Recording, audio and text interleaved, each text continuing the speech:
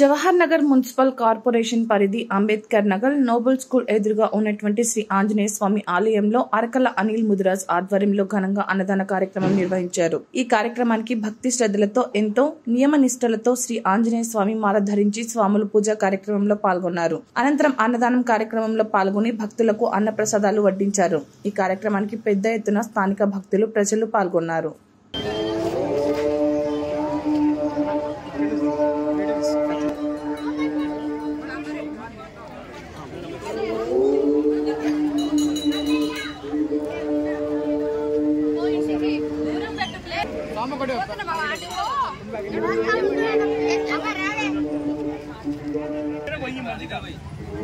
Apa